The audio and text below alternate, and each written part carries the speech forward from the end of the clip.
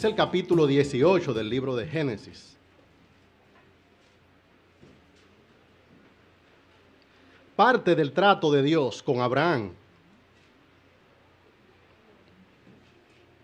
Y desde esta porción de la Escritura quisiera mostrar a Abraham y con él el rol de un padre en el plan de Dios. Es parte de la historia de Abraham y ver desde aquí el rol que desempeñó él como padre en el plan de Dios. Dice así la Sagrada Escritura. Libro de Génesis, capítulo 18. Estaré exponiendo los versículos 17 al 19, pero para dar contexto, leeré también desde el versículo 1. Dice así la Sagrada Escritura, la palabra de Dios. Promesa del nacimiento de Isaac. Después le apareció Jehová en el encinar de Manre, estando él sentado en la puerta de su tienda en el calor del día. O sea, se le apareció Jehová a Abraham. Y alzó sus ojos y miró. Y he aquí 3 varones que estaban junto a él. Y cuando los vio, salió corriendo de la puerta de su tienda a recibirlos y se postró en tierra. Y dijo: Señor, si ahora he hallado gracia en tus ojos, te ruego que no pases de tu siervo, que traiga ahora un poco de agua y lavad vuestros pies y recostaos debajo de un árbol.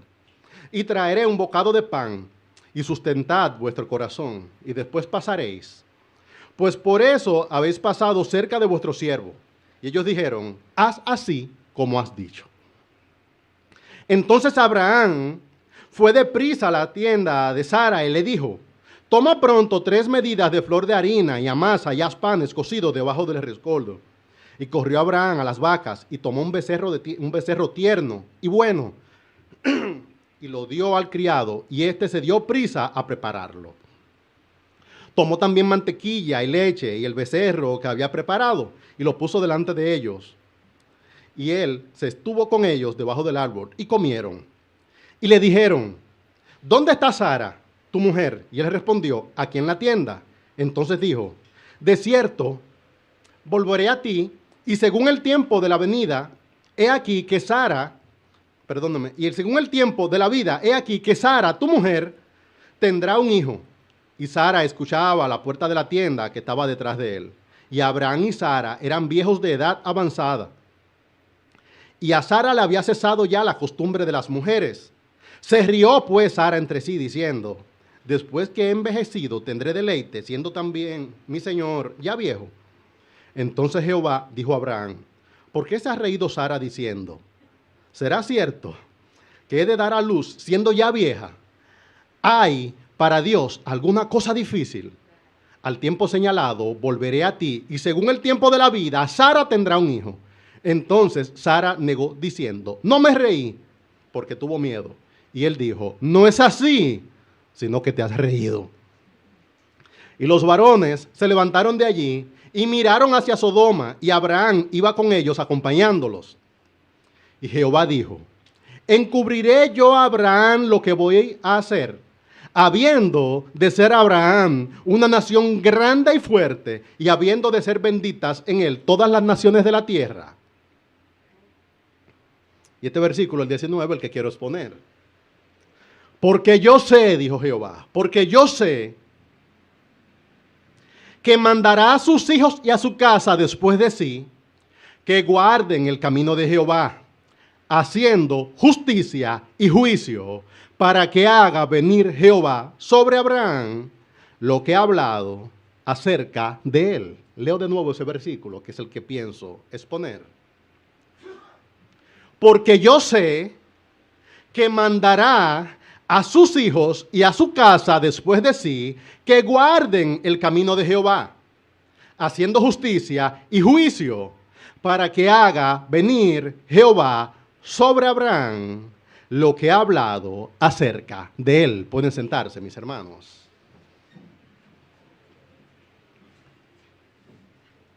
En nuestro país se celebra hoy el Día de los Padres. Y el camino más fácil sería tomar la historia de Abraham y tratar desde aquí de extrapolar algunas lecciones morales para los padres que están presentes. Ese sería el camino fácil. Ver quizás la vida doméstica de Abraham, ver la reverencia de Abraham al recibir los emisarios de parte de Dios, ver el trato de Abraham con su señora o con sus sirvientes, o las actitudes personales de Abraham. Ese es el camino fácil, pero de hacerlo así nos estaríamos perdiendo el centro de esta historia. Lo más fácil sería asumir que Abraham es un buen ejemplo y extraer desde aquí lecciones para padres. Sin embargo, yo estoy persuadido de que Abraham, por él mismo, no es un buen ejemplo, y puedo demostrarlo, sino un hombre común y corriente que fue llamado por Dios para establecer con él una relación de pacto, de forma tal que instruyera a sus hijos en su camino y sus descendientes alcanzaran para sí, por obediencia al pacto, grandes bendiciones. La tentación en Génesis es tomar la vida doméstica de los patriarcas y sacar de aquí lecciones. No son buenas historias. De hecho, Génesis está plagado de malos ejemplos. Y los patriarcas no fueron usados por Dios porque tuvieron un carácter perfecto. Fueron usados por Dios porque Dios es perfecto y muy poderoso. Y un grupo de hombres imperfectos fueron colocados en el centro del plan de redención. ¿Qué es la historia de los patriarcas?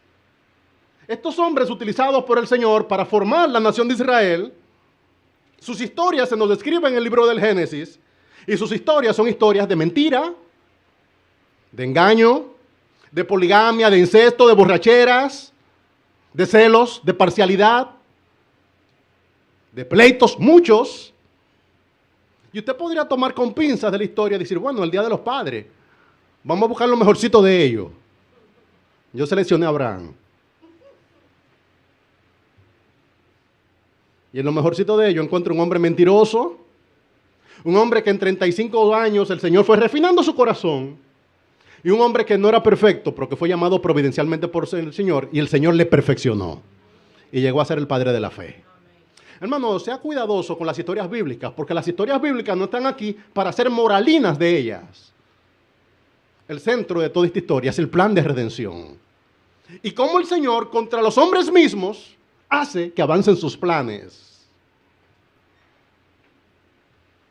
Esto es lo primero que debemos entender hoy. Un hombre y su casa entrando con Dios en una relación de pacto. Lo otro es la consecuencia natural. Wow, yo quisiera, hermano, hablar del trato de Abraham hacia su señora Sara. No trate. Wow, yo quisiera ver las prácticas de crianza de Jacob. No lo imite. Me gustaría ver la relación de Noé con sus hijos. Véala y mire a Cristo. Hermano, las historias del Antiguo Testamento no están allá para sacar de ellas ejemplos morales. Están allá para que nosotros mismos nos maravillemos cómo el Señor, contra todo pronóstico y a pesar de ellos, utilizó hombres imperfectos para hacer avanzar sus planes. Los padres dicen, wow, y esto es para el Día de los Padres. Bueno, yo estoy persuadido de que no hay justo ni aun uno. Y si tomo a Abraham, no es en detrimento de Abraham, es en detrimento tuyo y mío. Si ni siquiera Abraham podemos decir que fue perfecto, sino que tuvo que ser perfeccionado por Dios para alcanzar a su propósito, ¿qué será de nosotros como padres? Esto es lo primero, lo otro es la consecuencia natural. ¿Cuál es la consecuencia natural? El llamado más alto para un padre cristiano es llegar a participar desde su casa en la historia de la redención. Siendo una influencia espiritual y asumiendo con responsabilidad la intrusión de los suyos en los caminos del Señor, de forma tal que los suyos heredan la promesa. Me reía en esta semana hablando con Caro del trato de Abraham con Sara. Yo me dice, wow, si hubiese sido en otro tiempo, quizás vienen los emisarios de Dios y él le dice, Sara, prepara comida. Y la mujer le reprende, aquí no hay nada. ¿Acaso tú has traído comida? Ahora quieren que uno se ponga a cocinar. Y uno dice, wow, qué bonito trato, el trato de Sara. Hermano, no trate de imitar eso. No son moralinas. Es una lección. ¿Cuál es la lección? Que Dios está haciendo un pueblo. Y que hombres como Abraham, como Isaac y como Jacob fueron utilizados por Dios para establecer ese pueblo. Y que Dios, aún en nuestros días, sigue extendiendo ese pueblo. Y que padres como tú y como yo podemos ser parte de la historia de la redención. No es una historia moral, es una historia de providencia. Comienzo mostrando el momento en que Abraham recibió esta promesa. Dicen así los versículos 10 y 11. Entonces dijo, de cierto volveré a ti, y según el tiempo de la vida, he aquí que Sara, tu mujer, tendrá un hijo. Y Sara escuchaba a la puerta de la tienda que estaba detrás de él. Y Abraham y Sara eran viejos, de edad avanzada. Él tenía quizás 99 y ella 90. Y a Sara le había cesado ya la costumbre de las mujeres, ya no menstruaba, no había probabilidad humana de procreación. Se rió pues Sara entre sí diciendo, después que he envejecido tendré deleite, siendo también mi señor ya viejo. Esta historia es una historia de imposibilidad. Abraham recibió la promesa de forma general quizás a los 65 años. Y cuando estaba por cumplir 100, el Señor le visitó de nuevo. O sea que habían pasado 35 años donde Abraham por fe estuvo caminando en los caminos de Dios y todavía no tenía un hijo. En este momento Abraham todavía no es el padre de la promesa. Pero el Señor viene y le reitera. Y estas historias parecen historias repetitivas, pero yo creo que Dios tiene un plan. Y está esperando 35 años de forma tal que Abraham entienda que él no va a ser el padre de la promesa porque fuera inteligente, porque fuera sabio, porque fuera un buen esposo. Es que el Señor providencialmente le daría un hijo de la promesa. Ay, hermano, padre que estás presente, yo no quisiera transmitirte la pesada carga de que te esfuerces de ser un padre de la promesa. Yo quisiera transmitirte la actitud dependiente de que si Abraham, el padre de la fe, no fue parte de la historia de la redención por su genialidad, por sus buenas prácticas domésticas, tampoco nosotros, que todos tendremos que depender de Dios. Si el Señor me concediera la oración, yo esperaría que los padres que están aquí hoy entiendan que nosotros no podemos, por nuestros propios medios, participar en la historia de la redención, que esto es una gracia que el Señor puede darnos. Él había ya esperado y hasta intentado por sus propios medios. De hecho, en lo humano, él había podido procreó a Ismael. Pero en lo espiritual todavía, él no tenía el hijo de la promesa y el Señor ya antes le dijo, no es Ismael, yo te daré un hijo y será el hijo de la promesa. Los intentos humanos no hacen que nosotros participemos del plan de redención. El Señor puede concederte tener hijos de la promesa. Menos de un año antes, el Señor le hizo una visita que se parece a esta. Y en esta visita, el Señor le reiteró varias cosas. Entre ellos la promesa, se lo hizo aún más concreto y cambió sus nombres. Y de Abraham le puso Abraham. Y a su esposo también le cambió el nombre. Y en este momento, Abraham se circuncidó. Uno puede ver la circuncisión, que es la señal del pacto, como algo que fue parte de Abraham desde el comienzo, y no es así. En la etapa final, ya cuando Abraham iba a concebir a Isaac, entonces el Señor le estableció la circuncisión, y dice que se circuncidó a Abraham y también circuncidó a los suyos. La circuncisión era la señal del pacto. Hermano, la historia que hay aquí no es una historia doméstica de un matrimonio que no puede tener hijos si el Señor se lo concede. La historia que hay aquí es una historia de redención, donde el Señor a través de un grupo de hombres está alcanzando sus propósitos y en este momento utiliza dos envejecientes para que nos demos cuenta que la historia es la de Dios y no la nuestra. Oye, ¿por qué el Señor no llamó a Abraham cuando tenía 35? Y cuando Sara estaba en sus 20. El Señor está mostrando que la historia de la redención es suya y no nuestra. Y nos está mostrando que esto no es un asunto biológico, que es un asunto providencial. La historia de la redención no se ha terminado, pero yo creo que la historia de la redención es algo mucho más grande que llegar a tener hijos. A todos nosotros nos felicitan al día de hoy. ¡Wow! Felicidades padres, nos felicitamos los unos a los otros. Nosotros podríamos en lo humano tener hijos, pero con la ayuda del Señor podemos tener hijos dentro de la promesa dada a Abraham. No es la historia de un matrimonio, es la historia de la redención.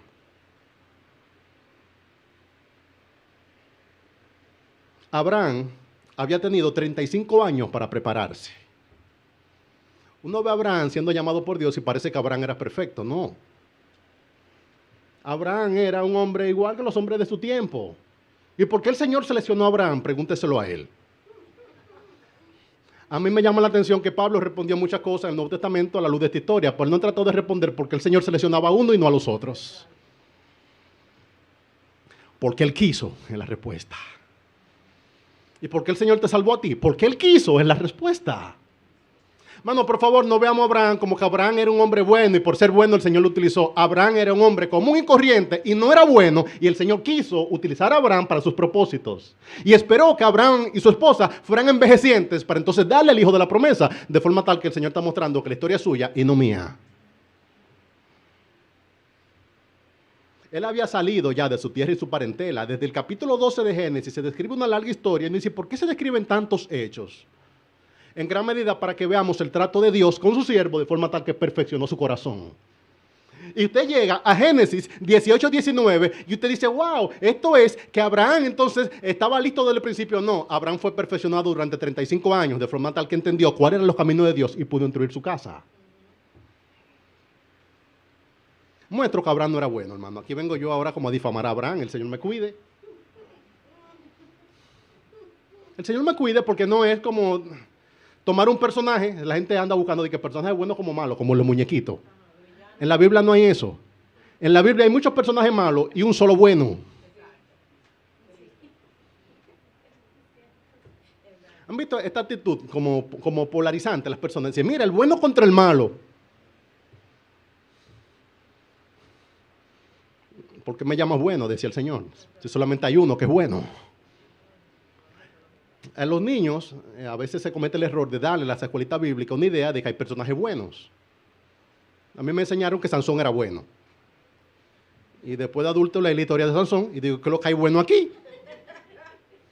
Él era bueno para cometer pecado, era bueno para deshonrar a sus padres, era bueno para ofender a Dios. Abraham no era bueno.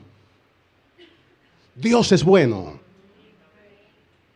Miren, después de salir de su tierra para ir a Canaán, en un momento difícil dice que Abraham descendió, y así mismo se traduce, Génesis 12:10, y fue a Egipto. Dios le dijo, quédate en Canaán, pero en algún momento se puso dura la cosa y el hombre descendió a Egipto. ¿Y qué tú buscas en Egipto? Problemas. Abraham tuvo temor del hombre y reiteradamente mintió, exponiendo a su esposa al adulterio. Y le dijo, tú eres muy bonita y probablemente si me ven contigo me van a matar. Di que tú eres mi hermana. Y él consintió en que su mujer sea tratada como su hermana y fuera puesta en la casa de un hombre poderoso. Y el Señor le abrió a ese hombre, le habló a ese hombre, le dice, ¿qué estás por hacer? Esa es una mujer casada. Y yo me pregunto, Abraham, ¿y tú no lo sabías que estás exponiendo a tu esposa? Tamaña cosa tengo yo, hermano, de que desacreditar a Abraham. Hermano, yo no desacredito a Abraham, yo exalto a Cristo. Si hay un personaje bueno en la Escritura, es el Señor. Y si Abraham fue salvo por los méritos de Cristo. El Señor le dijo, sal de tu tierra y tu parentela, pero él obedeció parcialmente el mandamiento y se llevó un sobrino a Lot, que después le dio problemas. Y tuvo que pasar años para entonces que el Señor desarraigara a Lot y los mandara a lejos para que Abraham entonces tuviera en cumplimiento el mandamiento. Y él no lo cumplió por su propio medio, sino por la providencia del Señor. Eso es un padre tratando de hacer la voluntad del Señor, todavía cargado de cosas antiguas que el Señor hace rato que le mandó a quitar. Y si el Señor no te la quitara providencialmente, tú tampoco nunca la soltarías. Luego volvió a mentir. Y yo digo, Abraham, ya tú no sabes que la mentira ofende a Dios. Y expuso de nuevo a su esposa al adulterio. Y el Señor de nuevo tuvo misericordia de Abraham. Después se dio a la presión de Sarai, tomando una sierva egipcia y procreó a Ismael. En unas historias que las personas leen eso en Génesis y dicen, wow, mira lo que pasó. ¿Cómo es que lo que pasó? No lea eso como que eso es normal, porque si usted entiende que eso es normal, usted es peor.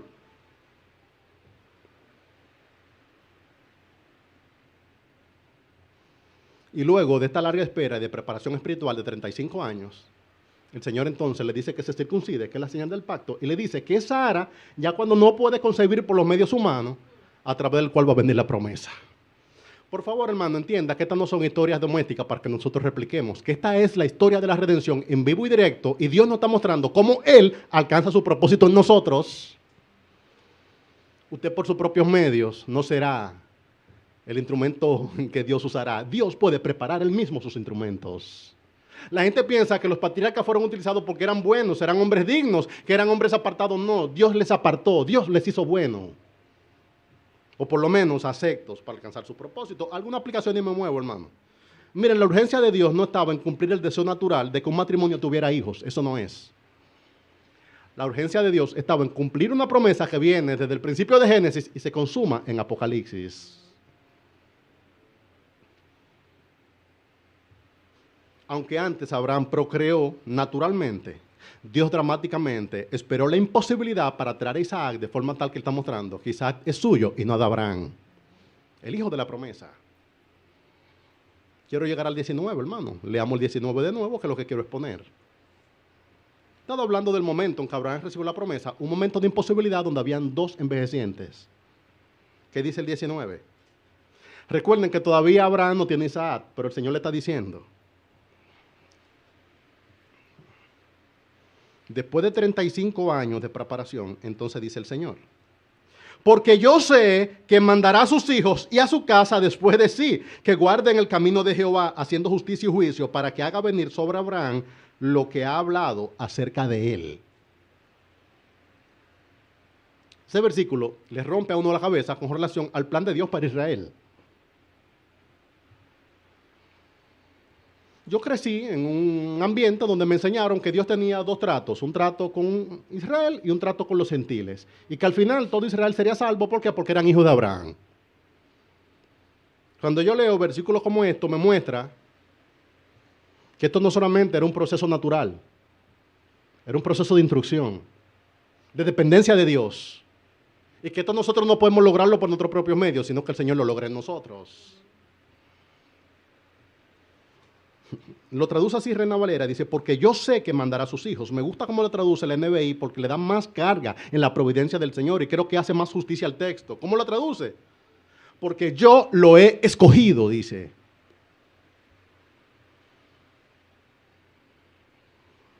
Y nos confirma que la historia de la redención es algo providencial, no opera por capacidad humana. No era que Abraham podía hacer mi voluntad, sino que yo le he escogido. Él dice también, otra traducción que también es aceptable: porque yo lo sé y porque tú lo sabes, porque yo lo he preparado para eso.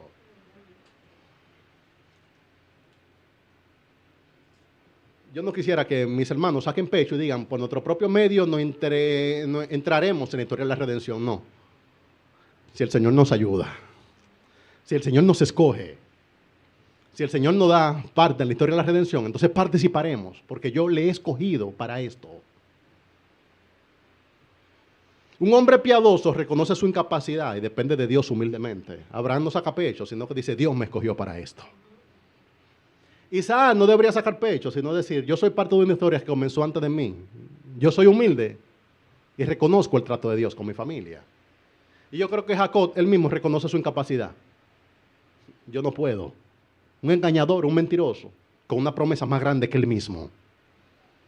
Yo en algún momento leía la historia de Jacob y entendía como que era que Jacob era bueno y Esaú era malo. Y Jacob estaba buscando espiritualmente caminar con Dios. Ese era un engañador. Él andaba buscando otra cosa y Dios la andaba buscando a él. Es que Jacob era bueno y Esaú era malo. No. Dios es bueno y escoge a Jacob. Eso es. Después dice él, estoy siguiendo la Biblia de las Américas, primero, yo le he escogido después, para que mande a sus hijos y su casa después de él. Aquí hay un proyecto, y este proyecto se está estableciendo a través de la familia.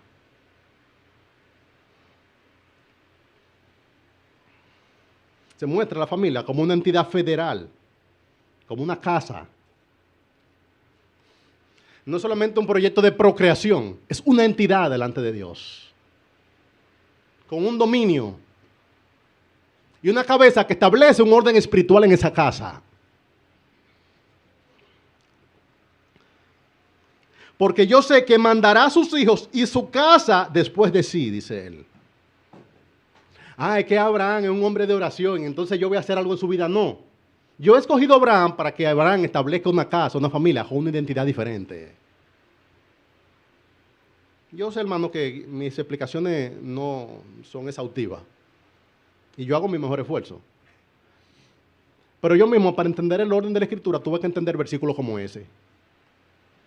¿Cómo es que yo soy parte de la herencia de Adán? ¿Y cómo es que yo estoy en Cristo? ¿Y cómo es esto que el pecado de los padres? Es que el Señor tiene un pensamiento federal sobre una casa. Él no solamente ve dos personas que se casaron y tuvieron un hijo. Él está mirando una entidad que se estableció. Y a través de esa entidad, el Señor está haciendo algo. Es una perspectiva federal de la familia. Una casa establecida, una cabeza en esa familia, y esa cabeza va a establecer un orden. Y el Señor entiende que es legítimo que Él lo haga. Mandará a sus hijos y a su casa después de sí. La familia tiene un sentido de trascendencia.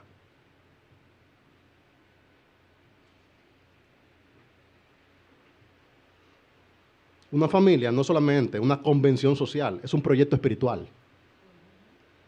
Y ese proyecto espiritual tiene una cabeza espiritual. Y el Señor habla con ella.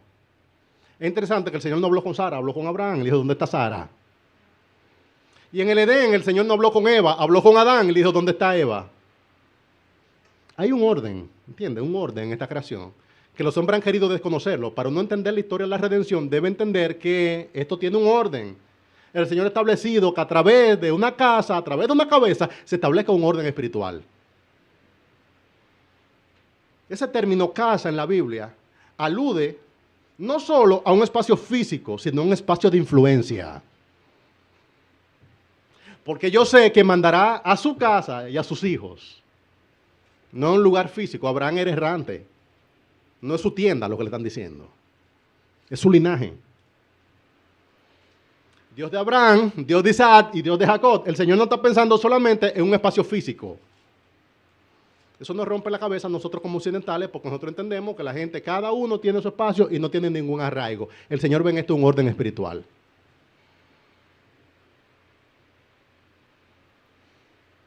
Es evidente que la influencia era espiritual, pues Abraham no podría mandar físicamente a su casa después de él, pero espiritualmente sí podía incidir.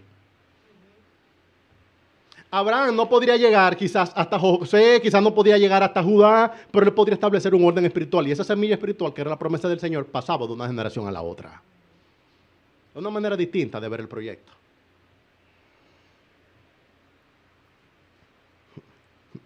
Otro asunto que rompe la cabeza. Las personas asumen que por ser judío y ser de Israel, ya usted es un hijo de Abraham. ¡No! Más que procrear en lo físico, este era un proyecto de instrucción, dice el que guarden el camino de Jehová haciendo justicia y juicio. No es Abraham, ten hijos, porque tus hijos serán salvos, sino Abraham, ten hijos y ejerce sobre ellos una influencia espiritual de forma tal que tus hijos terminarán heredando las promesas. Quien no entiende ese asunto siempre está generando situaciones al leer la Biblia porque ve el pueblo de Israel y se da cuenta que era un grupo también de hombres perversos, y que muchos de ellos no eran hombres regenerados y que no hacían la voluntad de Dios. Y dicen, ¿cómo es que ellos son el pueblo de Dios?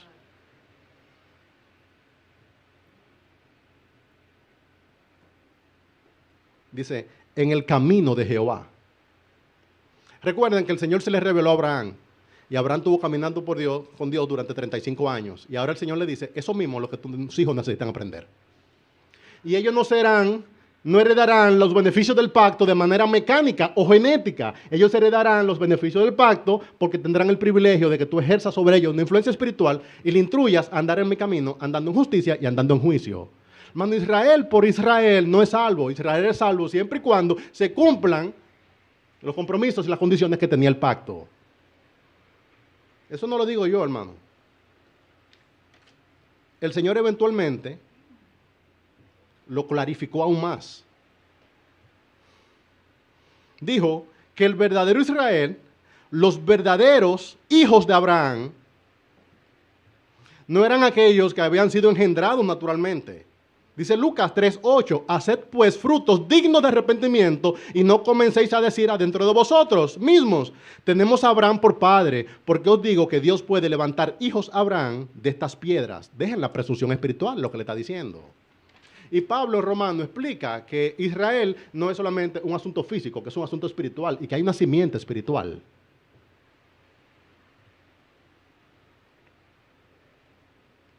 Yo sé que mandará a sus hijos y a su casa después de sí que guarden el camino de Jehová. Hay hermano mío que invierte una gran cantidad de tiempo orando por sus hijos, diciendo que sus hijos son hijos de la promesa. y dice, mis hijos van a ser salvos porque yo soy cristiano y mis hijos son hijos de la promesa. Hermanos, ¿saben cuáles son los hijos de la promesa? Aquellos que son instruidos en los caminos del Señor de forma tal que guardan el pacto y heredan las bendiciones del pacto. Esto no es un asunto genético, esto no es un asunto de herencia física, esto es un asunto espiritual. Para que Abraham y sus hijos heredaran la promesa, tenían que guardar el mandamiento de Jehová, es lo que puedo decir. Salgamos de este ánimo mecanicista de asumir la familia y entender de que porque son hijos nuestros, entonces serán salvos. Los hijos de Abraham necesitaban instrucción y Abraham también. Y si ellos guardaban el pacto, entonces heredarían las bendiciones del pacto. Y los nuestros no serán salvos mecánicamente. Hay una influencia espiritual, hay una casa establecida y hay una instrucción dada. Y a través de la instrucción, entonces ellos pueden llegar a ser salvos, es lo que puedo mostrar.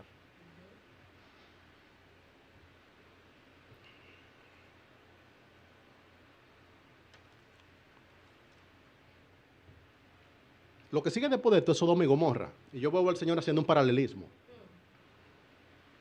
Hay una ciudad de hombres que no hacen mi voluntad y yo estoy presto a destruirlo. Y aquí hay una simiente con la promesa donde si hay instrucción, entonces habrán bendición y heredarán el pacto. Hay una comparación. Abraham, yo estoy haciendo contigo un pacto, yo espero que tú guardes el pacto, pero yo quiero que tú sepas que yo estoy ahora mismo de camino a destruir una ciudad. Piense esto, hermano querido, nosotros no seremos destruidos porque somos parte de un pacto, somos parte de una casa espiritual que ha sido establecida. Pero Abraham sabía que Sodoma y Gomorra iba a ser. Dice el versículo 20, entonces Jehová le dijo, por cuanto el clamor contra Sodoma y Gomorra se ha aumentado más y más, y el pecado de ellos se ha agravado a un extremo. ¿Qué es lo que el Señor le está diciendo a Abraham? Contigo yo estoy estableciendo en este momento una promesa espiritual, y estoy estableciendo un pacto, y hay condiciones del pacto. Y yo espero que tú cumplas el pacto, pero si no cumple el pacto, ustedes también, igual que Sodoma, pueden ser destruidos. Usted me dice, ¿y Abraham qué hizo? Dios le dijo esto a Abraham, pero Abraham ¿qué hizo? ¿Instruyó a sus hijos o no los instruyó? Mano, lea Génesis así, no lea Génesis como narrativas familiares para imitar. Lea Génesis como Dios desarrollando una historia a través de estos hombres. Y usted encontrará que realmente Abraham alcanzó el propósito. Hago un resumen rápido. Eventualmente Abraham tuvo que casar a su hijo Isaac. ¿Y sabe qué hizo? Buscó un siervo suyo y le dijo, no lo busque de Canaán, la esposa. Ve allá. Ten cuidado. Le dijo, júramelo delante de Jehová que no buscarás una mujer cananea para mi hijo. Está estableciendo una casa espiritual. Y usted puede decirme, pastor, pero yo no puedo hacer eso. Quizás si usted comienza tarde no puede hacerlo, hermano. Pero transmitirle a nuestros hijos que hay un pueblo, que hay un legado, que hay una herencia y que hay cosas que se hacen y cosas que no se hacen. Eso lo hizo Abraham y lo puede hacer usted. Y Abraham no era mejor que usted. Pero el siervo de Abraham tampoco era un desconocido. Evidentemente también había conocido el testimonio de Abraham. De forma tal que el siervo de Abraham no se aproximó al proyecto como un asunto físico solamente, una diligencia, sino que oró a Dios. Y uno encuentra el siervo de Abraham orando a Dios y uno dice, ¿y de quién aprendió él a orar? O claro, de su señor Abraham que está estableciendo una casa espiritual.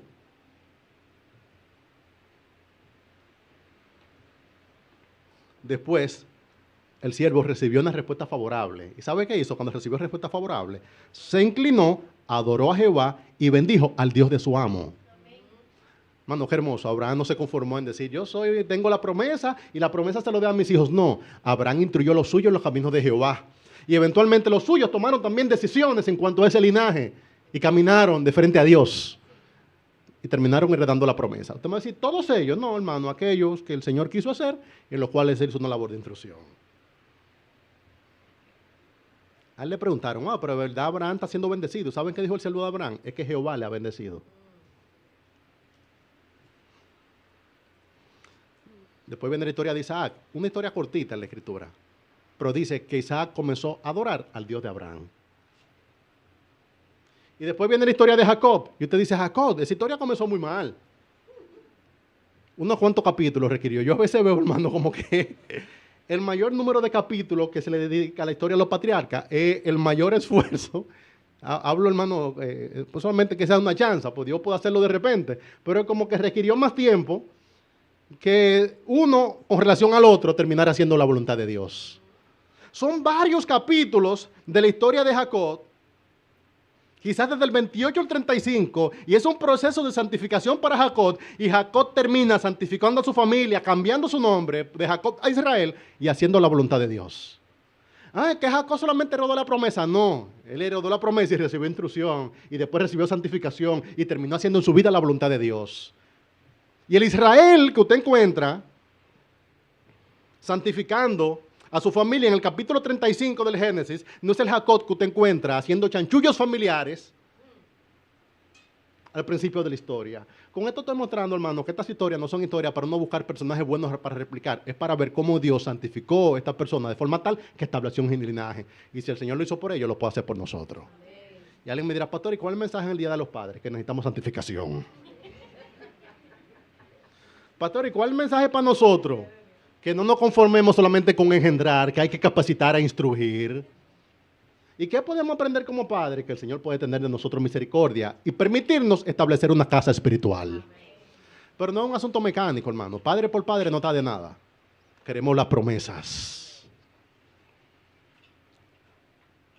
Quien no entiende este asunto siempre está exagerando el lugar del Israel nacional y atesorando a Israel como si fuera un asunto maravilloso. Vean los profetas hablando al Israel de las violaciones del pacto. Reiteradamente, han violado el pacto, y si han violado el pacto no tendrán la herencia, y eventualmente siendo despojados. ¿Quién es el verdadero Israel? Los verdaderos hijos de Abraham eran aquellos que guardaban el camino de Jehová. Después él dice que está condicionando la promesa a la obediencia. Dice, que guarden el camino de Jehová, haciendo justicia y juicio, para que haga venir Jehová sobre Abraham lo que ha hablado acerca de él. Esa actitud pasiva de esperar las promesas del pacto, hay que salir de eso. Un pacto, hay una condición en medio. Hay dos partes. Aquí ya está Dios, aquí está tú, y hay una condición. Y cuando tú honras el pacto, entonces recibes la recompensa, y cuando no, recibes el castigo. No es un asunto mecánico, transaccional solamente. La promesa se condicionó a la obediencia para que haga el Señor venir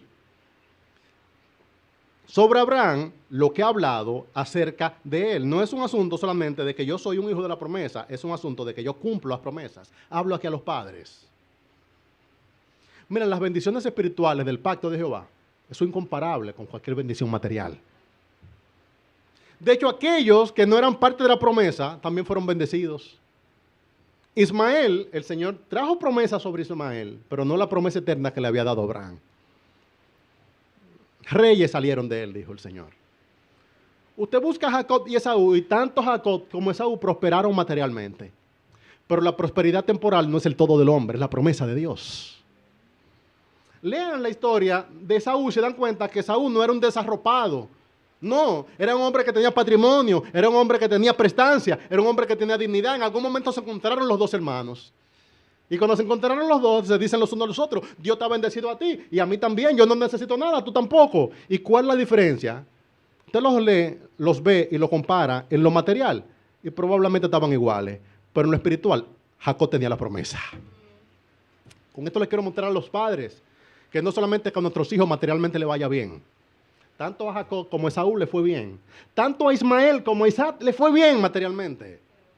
Es que hereden la promesa de Dios. Y la promesa de Dios es algo superlativo con relación a cualquier bien material. Ahora te pregunto yo a ti, papá, que estás presente. ¿Cómo tú sabes que tus hijos están bien? No porque ya estudiaron. No porque tienen bienes. ¿Sabes por qué nuestros hijos están bien? Que guarden el camino de Jehová, haciendo justicia y juicio, para que haga venir Jehová sobre Abraham lo que ha hablado acerca de él. A nuestros hijos les está yendo bien cuando son los hijos de la promesa, cuando están guardando el pacto, cuando son parte de algo que no solamente dura unos 30 o 40 años, cuando tienen promesas eternas, y en esta promesa nosotros como padres nos gozamos. Aunque los patriarcas llegaron todos a ser materialmente prósperos, su mayor tesoro fue su posición ante Dios. Abraham era un hombre muy rico. Yo quisiera entrevistarle, hermano, pero si usted entrevista a Abraham, le dice, Abraham, ¿qué es lo más valioso que tú tienes? Yo puedo hablar por él. Yo era un hombre común y corriente. Yo sin Dios pude haber acumulado patrimonio con mi diligencia.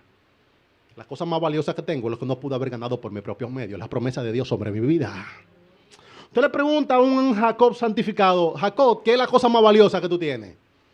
Y yo no creo que él esté contando su cabeza de ganado. No creo que esté contando sus pozos. Con toda seguridad, Jacob le va a decir, yo tengo pozos, yo tengo criado, yo tengo cabeza de ganado, pero la cosa más valiosa que hay sobre mí es la promesa de Dios, que en mí son realidad. Usted le pregunta a los hijos de Jacob que cuál era su herencia, y le dirá que la herencia era una herencia espiritual. Ay, hermano, estoy mostrándole con esto que la historia de la redención, esto es algo más grande que un buen ejemplo de un padre que hace la voluntad del Señor. Es un asunto providencial y el Señor puede concedérnoslos. Fuera del pacto, otros han alcanzado prosperidad temporal como Ismael o Esaú, pero no una relación con Dios. Una relación con Dios es un asunto de pacto y es una providencia del Señor.